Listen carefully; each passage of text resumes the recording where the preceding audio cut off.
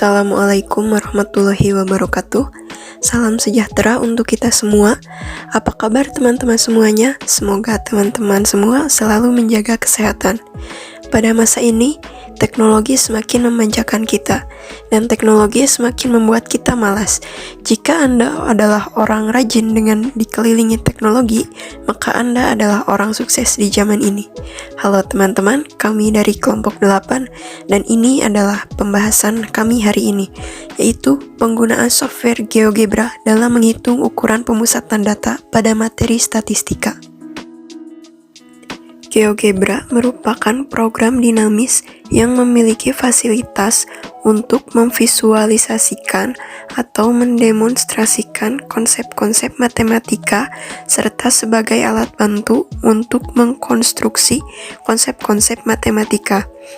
GeoGebra dikembangkan mulai tahun 2001 oleh Markus Hohenwarter, seorang matematikawan Austria di Universitas Johannes Kepler. Program ini dikembangkan untuk membantu pemahaman peserta didik terhadap pelajaran matematika. GeoGebra merupakan perangkat lunak sumber terbuka yang menawarkan kalkulator ilmiah dan grafik gratis untuk siswa dan pendidik di seluruh dunia. Perangkat lunak ini bisa digunakan untuk memecahkan masalah matematika kompleks dalam geometri, aljabar, dan kalkulus. Manfaat software GeoGebra menurut Mahmudi diantaranya lukisan-lukisan geometri yang biasanya dihasilkan dengan cepat dan teliti dibandingkan dengan menggunakan pensil, penggaris, atau jangka. Kemudian adanya fasilitas animasi dan gerakan-gerakan manipulasi pada program GeoGebra dan dapat memberikan pengalaman visual yang lebih jelas kepada siswa dalam memahami konsep geometri. Kemudian dapat dimanfaatkan sebagai balikan atau evaluasi untuk memastikan bahwa lukisan yang telah dibuat itu benar. Dan yang terakhir, mempermudah guru atau siswa untuk menyelidiki atau menunjukkan sifat-sifat yang berlaku pada suatu objek geometri. Penerapan GeoGebra dalam pembelajaran matematika, yaitu pada materi statistik, untuk dapat menyelesaikan permasalahan-permasalahan statistika, khususnya dalam mencari mean, median, kuartil, standar deviasi, dan variansi, serta membuat gambar histogram. Penggunaan aplikasi GeoGebra pada pembelajaran statistik berguna tidak hanya dalam hal pencapaian hasil, tetapi juga pada pemahaman prosedur. GeoGebra dapat digunakan sebagai aplikasi statistik untuk membantu mahasiswa melaksanakan pengolahan data, membuat grafik dan pengambilan kesimpulan, serta penghitung peluang dan statistik inferensial. Cara menginstal software GeoGebra pada ponsel Android. Langkah pertama, buka Play Store, kemudian ketik GeoGebra pada kolom pencarian. Selanjutnya, pilih pilihan yang paling atas, yaitu GeoGebra Calculator Suite. Selanjutnya, klik tulisan install pada tombol yang berwarna hijau. Karena di sini saya sudah menginstal software ini sebelumnya, maka tulisan di sini bertuliskan update. Setelah diklik install, tunggu hingga proses penginstalan selesai. Setelah selesai, maka software GeoGebra akan otomatis tersimpan pada layar home screen Anda. Selanjutnya, cara menginstal GeoGebra pada PC atau laptop.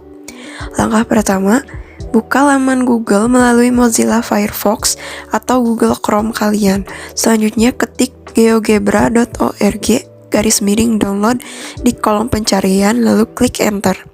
Selanjutnya akan muncul tampilan dari hasil pencarian, lalu klik link yang paling atas. Langkah selanjutnya akan muncul tampilan seperti di atas ini, akan banyak pilihan, kemudian klik download pada GeoGebra Classic 6.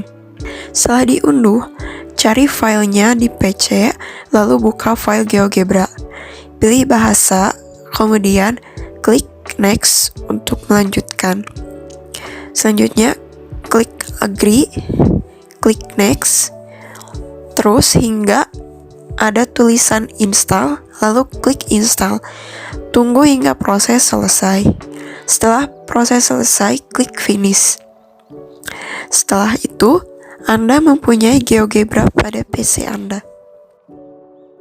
Pada tampilan utama menu GeoGebra, diantaranya ada menu bar, tools bar, style bar graphics view, style bar algebra view, serta input bar. Kemudian pengenalan lebih lanjut mengenai menu bar GeoGebra. Pada menu file, keterangannya terdapat new window, new, open, open research, save, save as, share, export, print preview, serta close. Selanjutnya pada menu edit, terdapat keterangan undo, redo, copy, paste, graphic views to clipboard, object properties, serta select all. Kemudian pada menu view, terdapat keterangan algebra, spreadsheet, CAS, graphic, graphic 2, 3D graphics, construction protocol, probability calculator, keyboard, input bar, layout, serta refresh view. Kemudian pada menu options, terdapat keterangan algebra descriptions, kemudian rounding, labeling, font size, language, advanced, save settings, serta restore default settings. Selanjutnya pada menu tools, terdapat keterangan customize toolbars, create new tool, serta manage tool. Dan pada menu help, terdapat keterangan tutorials, manual, GeoGebra forum, report bug, serta about license. Dan berikut ini mengenai pengenalan lebih lanjut mengenai tools bar GeoGebra adalah sebagai berikut.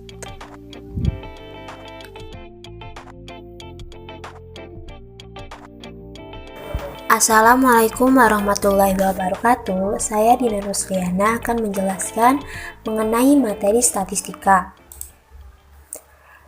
A. Pengertian statistika. Statistika adalah ilmu yang mempelajari cara-cara mengumpulkan, menyusun, menyajikan, dan menganalisis data serta cara mengambil keputusan yang akurat. Hasil olahan dari analisis data yang dilakukan itu dapat berupa mean, rata-rata, modus, median, dan lain-lain yang disebut dengan statistik. Data statistik adalah keterangan yang diperlukan untuk memecahkan suatu masalah atau untuk memperoleh gambaran tentang suatu keadaan. Statistika menurut fungsinya dibagi menjadi dua bagian, yaitu ada statistika deskriptif yang menggambarkan dan menganalisis kelompok data yang diberikan tanpa penarikan kesimpulan mengenai kelompok data yang lebih besar. Dan ada juga statistika inferensial yang menyangkut kesimpulan yang valid. Kemudian B. Ukuran penyajian data. Penyajian data merupakan salah satu kegiatan dalam pembuatan laporan hasil penelitian yang telah dilakukan agar dapat dipahami dan dianalisis sesuai dengan tujuan yang diinginkan. Penyajian data juga dimaksudkan agar memudahkan pengamat dalam memahami apa yang disajikan, yang kemudian dapat dilakukan penilaian atau perbandingan. Tujuan penyajian data adalah 1. Memberikan gambaran yang sistematis tentang peristiwa-peristiwa yang merupakan hasil penelitian atau observasi. Kemudian 2. Data lebih cepat ditangkap dan dimengerti. Yang ketiga, yaitu memudahkan dalam membuat analisis data. Dan yang keempat, membuat proses pengambilan keputusan dan kesimpulan yang lebih tepat, cepat, dan akurat. Penyajian data itu dibedakan menjadi dua bagian, yaitu 1. Penyajian data tunggal dan 2. Penyajian data berkelompok. Penyajian data tunggal biasanya disajikan dalam bentuk tabel, frekuensi, diagram batang, diagram garis, dan diagram lingkaran. Yang ini merupakan tabel frekuensi, yang ini diagram batang, yang ini merupakan diagram garis, dan yang ini merupakan diagram lingkaran. Kemudian 2. Penyajian data berkelompok. Data berkelompok biasanya disajikan dalam bentuk tabel frekuensi, histogram, poligon, OGIF yang dibedakan menjadi OGIF positif dan OGIF negatif. C. Yaitu ukuran pemusatan data. Ukuran pemusatan. Data ukuran pemusatan data adalah suatu ukuran yang menyatakan seberapa nilai-nilai data berbeda atau bervariasi dengan nilai ukuran pusatnya. Atau dapat juga dikatakan bahwa ukuran penyebaran data menunjukkan seberapa besar penyimpangan nilai-nilai data dengan nilai pusatnya atau interval dari nilai rata-rata hitungnya. Ukuran pemusatan data itu dibedakan menjadi beberapa macam, yaitu 1. Mean. Rata-rata atau mean disebut juga rata-rata hitung. Rata-rata atau mean adalah salah satu bentuk pemusatan data yang didapat dengan cara menjumlahkan seluruh data lalu dibagi dengan banyaknya data. Rumusnya adalah sebagai berikut, bisa dilihat ya. Kemudian untuk median adalah nilai tengah setelah data diurutkan. Jika banyak data ganjil, maka mediannya adalah nilai data yang terletak tepat di tengah-tengah. Jika banyak datanya adalah genap, maka mediannya adalah nilai rata-rata dari dua nilai data yang terletak di tengah. Ini rumusnya ada data ganjil dan data genap. Kemudian untuk modus atau mu adalah nilai yang paling sering muncul dari sekumpulan data. Ukuran pemusatan data juga ada data tunggal dan ada data berkelompok. Berikut ini ukuran pemusatan data berkelompoknya. Untuk mean, data berkelompoknya rumusnya X sama dengan sigma FI kali XI per sigma FI. Kemudian median yaitu MD sama dengan LME ditambah dalam kurung setengah N dikurang sigma F per FM dikali I, di mana MD merupakan median data kelompok, LME merupakan batas bawah kelas median, dan N jumlah frekuensi, sigma F merupakan frekuensi kumulatif kelas sebelum kelas median. Kemudian FM adalah frekuensi kelas median, dan I merupakan interval kelas median. Kemudian untuk modus bisa dilihat rumusnya, di mana LMO merupakan tepi bawah kelas modus, DI merupakan selisih frekuensi kelas modus dengan frekuensi kelas sebelumnya, kemudian D2 adalah selisih frekuensi kelas modus dengan frekuensi kelas sesudahnya, dan I adalah interval kelasnya. D yaitu ukuran penyebaran data. Ukuran penyebaran data adalah suatu ukuran yang menyatakan seberapa besar nilai-nilai data berbeda atau bervariasi dengan nilai ukuran pusatnya, atau seberapa besar penyimpangan nilai-nilai data dengan nilai pusatnya.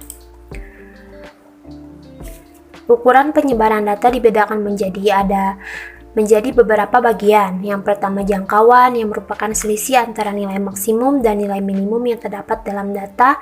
Ini merupakan rumusnya R sama dengan X maksimum dikurang X minimum. Kemudian dua rentang antar kuartil, bisa dilihat RAK sama dengan K3 dikurangi K1. Kemudian simpangan rata-rata atau variansi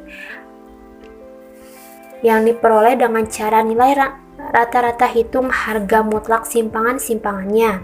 Ini rumus data tunggal, dan yang ini merupakan rumus data berkelompok. Kemudian simpangan baku atau standar deviasi adalah akar dari jumlah deviasi kuadrat dari bilangan tersebut dibagi dengan banyaknya bilangan atau akar dari rata-rata deviasi kuadrat.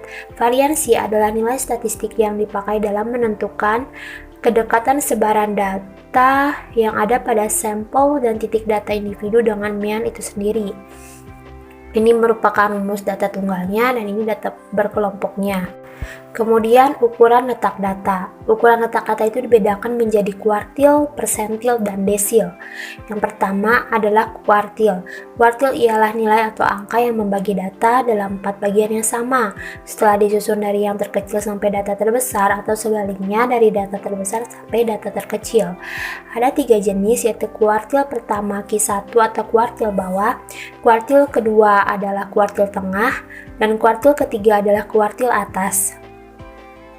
Berikut rumusnya, yang ini merupakan data tunggal, yang ini merupakan data tunggal, dan yang ini merupakan data berkelompok. Kemudian desil. Desil merupakan kelompok data yang sudah diurutkan.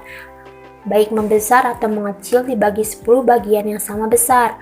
Untuk data tidak berkelompok ini rumusnya, dan untuk data berkelompok ini rumusnya, di mana LO sama dengan batas bawah kelas desil DI, dan N merupakan jumlah frekuensi, dan F merupakan frekuensi kumulatif kelas sebelum kelas desil DI, dan F kecil merupakan frekuensi kelas desil DI, dan I merupakan interval kelas median.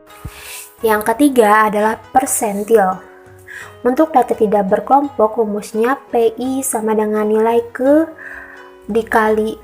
dikurang I dikali N tambah 1/100, di mana I rentangnya yaitu dari angka 1, 2, 3 hingga seterusnya sampai dengan 99.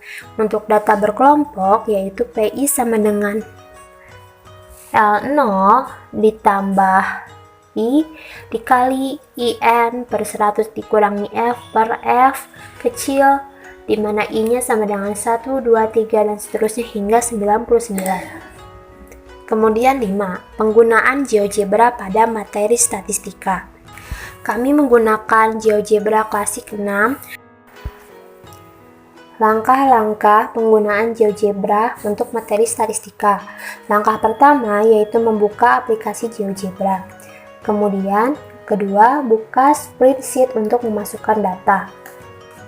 Yang pertama ini mencet icon ini ya. Kemudian mencet spreadsheet. Langkah ketiga yaitu ketik data pada kolom pertama dari spreadsheet, berikut tampilan pada GeoGebra. Data ini bisa diperoleh dengan cara kita mengetik manual atau copy paste dari dokumen atau soal, kemudian dipastekan kepada spreadsheet yang ada di GeoGebra. Kemudian langkah keempat adalah pilih data dengan mendrag mouse dan buatlah daftar atau list menggunakan icon list yang di sini, atau klik kanan mouse dan pencet create list. Kemudian langkah kelima yaitu untuk menemukan rata-rata, median, modus, variansi, standar deviasi, dan lain-lain dapat menggunakan mouse atau keyword seperti main I1. Yang di sini kita bisa menggunakan rumus seperti min I1, median I1, mode I1, kuartil I1. Mode ini modus. Kemudian langkah ke-6 itu kita dapat menunjukkan gambar diagram batang dengan cara menekan icon one variable analysis dan dapat mengetahui cara cepat menentukan rata-rata atau median, modus, nilai maksimum, minimum, dan lain-lain dengan cara menekan icon statistik pada bilah kanan atas gambar diagram batang. Kita akan mendrag dulu, kemudian mencet one variable analysis. Untuk lebih cepatnya, untuk mengetahui rata-rata, median, dan modus, kita bisa mencet show statistik yang ada di sini. Dan akan muncul nilai-nilai median tanpa perlu memasukkan rumus. Dari pengecekan data menggunakan GeoGebra, hasilnya sama dengan penghitungan manual. Sekian dari kami, mohon maaf apabila banyak kekurangan. Wabillahi taufiq walhidayah. Wassalamualaikum warahmatullahi wabarakatuh.